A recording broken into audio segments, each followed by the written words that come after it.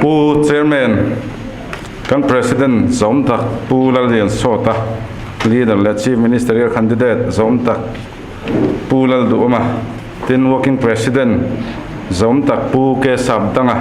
zpm mla zom tak takte elected OB te le Valpa council member te le voinia local khom zong zong te chibai kabuk chewa in zinga tel vetla ka min ruata min lom do du hi ro pui ka tin lom thu ka soini o hei ka mel riat sa te nam nuala rin nuam khop me mi khol viu tura kan ngaya maro chu e lawom sa min titlang nel thiama lom thu kan soini min riat angin kuna thok khua iskut tia lar thin bong te ya te po aizol chom tu thlai tin renga aizol khopui le mizoram hun sang chom tu ti thin si phir kuna thok eizong chung kwa atanga ron ji chuak kan ve a rual ona le beisina sangjok na in Hyderabad lama hei kan thalai president pumal somjol tenen hian lekha zirte coaching kalte le na thokten kan oma kan ti tin na sa thina ani pe chu zpm party sang hi som pariat in than ma tanga lu tura min som ve tu khani kan thian pa kan kong ngai ve tak ania amaro chu tu ti dan taka emo in la der tho ang renga ba ka masona ke chuan ka duwa ramle ham kan veya mi se ti dan te an thalai te ta na hun rem chang opportunity om dan te kan enin kan sarkar tuna ding mek mnfian an ti thei berang ti be sein kan han lut ve khania amaro chu be se yang he huin thil ro pui ta thleng lova an kum kan ho tu te u parshata mi thar tle min an bela amaro chu om je te chi am nei lo wang khan kema ni phung ka principle le politics lama ka ngai to na lo sen ve ideology te nen ai mil mieu lo wangin om reng na chia ka ngai lo wa kan han chu san ta kha ani tin kan state in mun country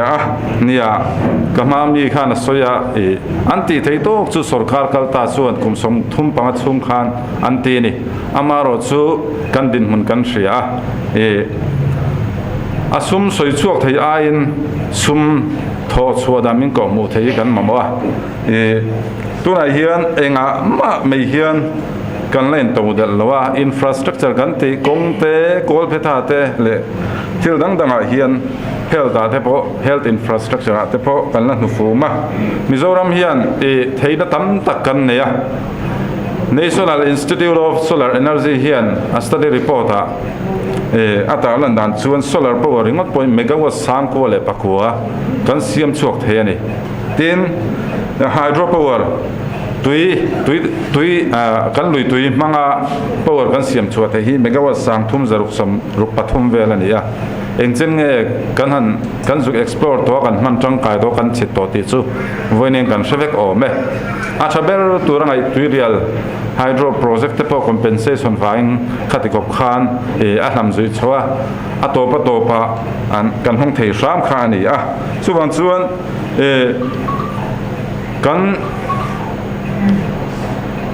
kan mala na sang kan sarkar ina ahmad sopte han thlir hian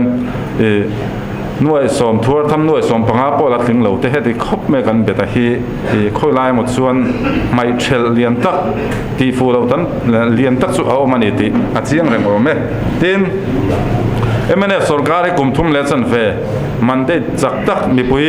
in pe in nakal chota chang thang le mi pui dan kan be se sarkar thale rin tlak nu le pani tling ma sona tura tan te le har sana le buena no thleng thin ram re chung changa te le shipui chung changa te poniang atam le ma sona chung changa te po kan ma chop kan lo ma kho sui dan te kan lo ro han dan te rimal at thei tura sarkar jam tra asap han ti ve khang lang la proactive government hi kan ni thot lo ani kan lo ma kho sui ngai lova antinan ram le chung chang te le oil chung chang ate po tui lian te le shipui chung chang ate po shipui te kha chu hriat lok ani lo ta ama ro chu min ron deng do ta ma kan lat sawa lo ma kho sui kha kan tum ngai lova kan reactive thought lawani achang pe chuan kan nan reactive hial zoka eng ma ti kan tum lawa isu akha hante ka pa ma han la kha kan tum thin lawani central government India sarkar khu kan du min petura kan ngaya chuan ani khon ruam han na tha ani na sabok sia kan ram thoi tu ta hi an tlinter an kezi sa le tunan kezi buktai la ni an asa zo na kalvekarin amaro chu India ram finance minister de khu han thirta wala an tar chak je khu pi Nirmala Sitharaman khu le khathiam MPhil economics ate ni boka je ni chu kania angai to nei mangna sa ti hriata chuan atar boy ni kan ram throi tu te hi an ngai to nan sen lo chu voin min kan din munai hen a hria to me tin tu na hian mani lo khan kan soi mai menga rual ona kan nei thiam theinan te po le ke mai ka rual lo trim shima Arun Jaitley Memorial Lecturer Khan Singapore Senior Minister and Deputy Prime Minister ni train kha Tamil nam kha lo kala khada khan soi pakhat chu India hian kumsom ni panga chungin 8 to 10% growth rate na in na thar siama per capita ti san atuma kene hian road map hi kan nei lo shima direction eng ma lawa kan economy la sarkar na thok lo ain nat anim ber tin construction kan tiang chi ate le sumdong ate ngat ve atle mazong amaro chu sarkar na thok lo la mumal theilo te contractor bil lak theilo te hian kan economy honga bazar ho hi hanzo to la millennium center te le bazar pu ate an lo soi thei lekang dor ka hian an chiang khop mai tin India here in capital expenditure ganti hey road te le thil chi sanga kumsang hi som hi palia khovela economy chaber pola ato 5 alan tumin US dollar trillion sari mana tuma chuda chuan Mizoram te pon gan juk chang veya sasi anti Special Assistant to State for Capital Investment antia kumsongan huwa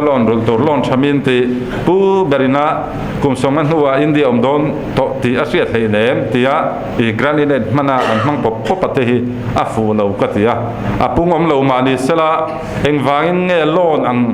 ril rupu min pe kan ti chuan a purchasing power ka chu kumsongan huwa ka chuan atniam lutuk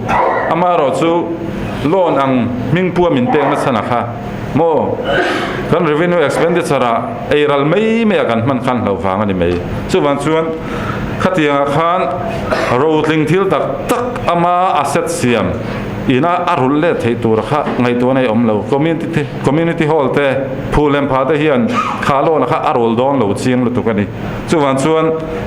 kan state tan full rate a principal amount a interest a om lo na chungin ringo ta po ala ni don chok ani tin family oriented hey ACDP kalpui kan tum hanti te po engchen nge hongang mo azui te la manelo ka kan la om vela ni bokan ron ti thar bera chuan tun financial year chung ko sing rokin installment in sing hi sanga ve don mantira nakum financial year thara sang hi som hi pathum hi lia sing hi sanga ve in phase 2 chung ko sing ruk vek don tiran tuma cheng noi thuma kha singa ve tla sarkar le chuan third installment atanga 6 installment thleng kha pe kan tumani amaro chu an tlinang em te chu huni na shilanga tin kan chief minister kha manilo ka July ni som pathum kha abar de ania kum som sari le pariat atlinna Niti Aayog Vice Chairman Khanaron uisa Bamboo Man of India atia acha ti khop me maro chu achat fam kim lo na chu heti go hian bamboo resources kan ne ya atlang au puya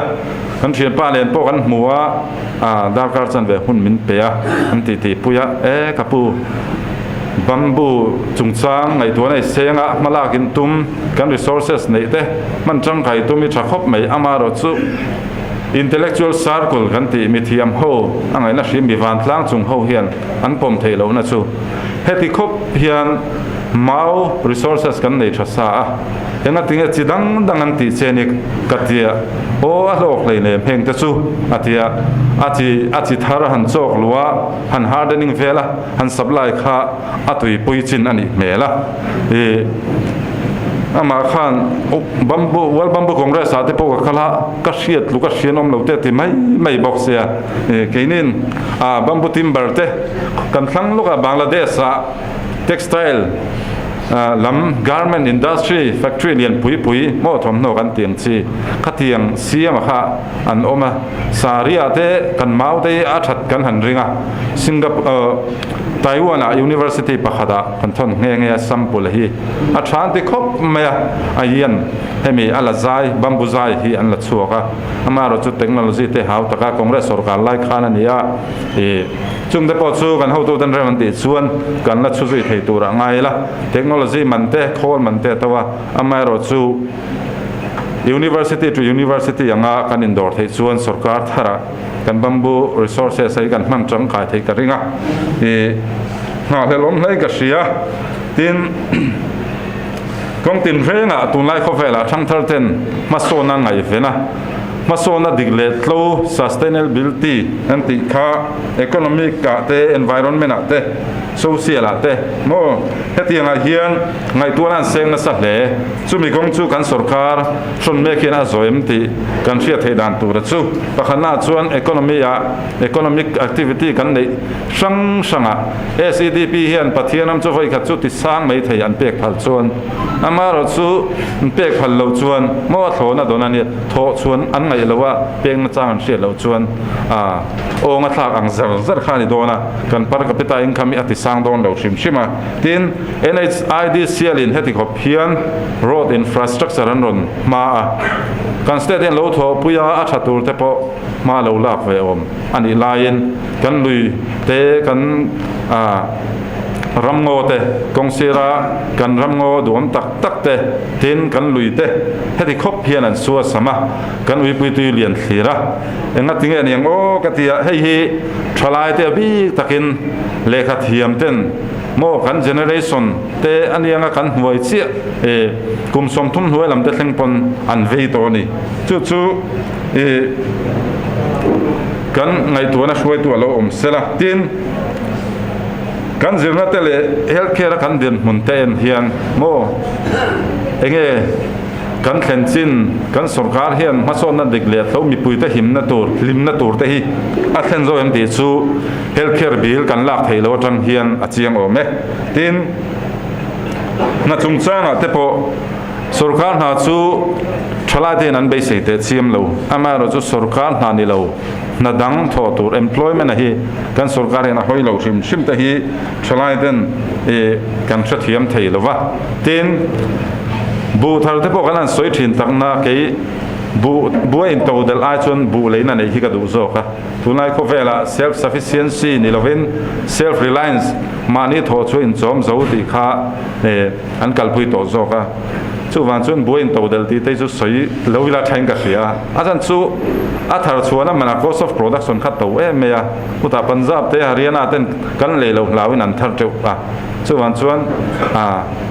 a leina tur kan nei kha mo apoi mo zo kani tin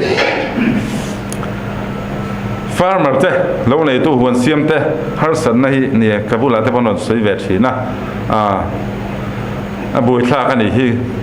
kan vote atan ba mi pui dei kan farmers de avik takin zo khalam thingtlang lama kan unau te an vote ba kan do si lo ti chu an har san na to hu wa chungchanga te grape wen chungchanga te avik takin si phira phei chuan tuna fertilizer har san na men lo kan to kani tuna hian is ku thar thin khan a chom na lei tha fertilizer anei laya quintal somthum panga thar na thina khan nimin lo khan min shila kg za somthum velba athar theilo ared an thaddewa han thar thaddewa han lok deu thakan be se ve ni an room tlok tloka chemical fertilizer hi a thona don pon be sei ni lowa subsidy pon be sei ni lo le tu rom lo shim amaro chu dealer an zota an solu renga khoyange arel tlang na hi an shelo ani kan sarkar chona shiat karing tin finance commissioner mewin mani lo kha sumhar satzia aron soya kan financial position siam thaturin engtin nge kan chief minister finance changtu hian malak don ti kan thira avoini thlengin alangoi boxia Sri Lanka of the East te kan han shethara Sri Lanka of the East hian SEDP sem kan tummek boxia khoemi kan sem theite lu lang ni mo tin kan naching khan kan ho tu pa kan president zom ta khan so collective leadership kha tuna MNF ministry hi chu one man band ministry ni bera fang mir lal ang deuh hi nia pu bera hi lal ber khop meya aba ki jun tiat pat meya a chian zia chu finance a poisan pak vaka hei he a betha thiam khani meya ZPM ina kan soi thin collective leadership hi chu kan soi ngam lo shimani tin contract works la singkhan soi zoi to restricted tender hin world to ka official ho point an ning ve deu ning restrict angai to zo kan hin tia tin thik lo hlei theilo na bo mang deu khan party mi ni lem lo thik lo hlei theilo pakhata oma chu kan shreveka kamru la ni ya kha oneness the trinity te la ra kamru la hian minung pathum mi an omang em o ting kan in siak vel mai me ni tin na muain bilak te an har sa zo ka sarkar hazi chu alang lo shimani o kha apat on ni se malam in thidon teng ZP ma kan don lo chan hi ka sarkar thate na gas niang har tui ho tha power supply tha kong pui po mam tha reson bu fai phurna mam tha kan ringot hi atok tia kan politician ten min zur ti thini ke chung ka khok kham to lawani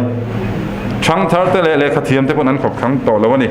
ZPM hian ti thei tura karina wangin chalai te tan employment siama private sector ate tin sarkar na tam tak privatization anga kalpuite corporation sum thuninu maini lo ataka profit siam thei tur han kalpuite tin foreign direct investment kan tia company lian tak te ate deu te poni anga India man lo lu ta na traw an ron ti chatani mizo thalai te hian kun na tho tur ain nal taka in seya office tho hi kan thalel so ka le kha thiam hian chuan hetiang kan human resources thatak kan nei thatak ron mang tang kai thei tur nge hi company foreign direct investment policy te nei in chu ta de po chun budget da in kan ti thei ka base ya chuan private sector kan ti te ta sarkar sector government sector kan ti hi ate ta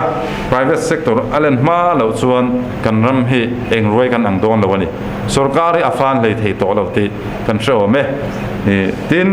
panina chuan kan ram din hun chhelutuk siam thangam tura ka ngai wangin kan lo lu ta kan working president in ma zan ka in koma asoya thalai mithiam a thei ringkat kan ngati MNF le congress chuan ZPM po sarkar se anti thei tak lovang kan ti thina amaro chu ZPM hian tlak khuamin a thei ringkat innocent tak mo sarkar la sarkar chin lo kan ni wang le lovin a thei ringkat te om khoma hian ka tel vela om tur taka kan ngai ka ron lu tani zora mi pui za som sari vel agriculture kan hata antan yan pudua lo au pui fo thin kan chief minister candidate zom tak pudu lo au pui thin DI chida policy kha tuna hin atul zia chu thingklang ale kunna thok tamna chuan kan seta furani kan set thiam chan enge mo chen awa vai pui nuwa awa vai nan ZPM hi to ro se kan ti do ling ka ring din hei an thei zia chu NLUP po crore sang ni zariat da SEDP po atir ba crore za sari ver kan da thei khani ya budget financial management te kan zero ve zong te lo ni ya a thei lo ti tu hi chu an do duai ani mai a thei lu tu kan ti ani chu hei hi kan kalpui thei ka be se ya ngak lel takin kan jin kual vena te po dia chida hi zo khulama kutna thok tu lo nei tu ten an ha lel policy hi ni kan champion pui thei nge ka be se fa in ka lo lut ani tin a to bera chuan kan rama hian tuna pandin hun kan thria ron ho sa thar thutte society an langsar em hei hi mizo society kal zel tur tan apoin karinga eiruna lem le na te smuggling te alo rea sum thiang lim lo thiang hima chantir kan Bank of America thola hian an lau khop me terrorist poisa kan lo transaction te kha hatiang chi money laundering an tia chu sum thiang black money white money chantir an mai tin khan kan pathiana ma te kan construction aten alu to em o ti hi ka clear fo thina ni chu are theinan Central Sarkar Department poimo tak hetiang lama mala thin Enforcement Directorate of Revenue Intelligence the Income Tax Office the hi ai zo laili la hen hungila tam hi kan re man hi ka ring lo tin CBI te po pudon mani lo ga soya General Consent kan pe ngam phot chuan an lo lu tanga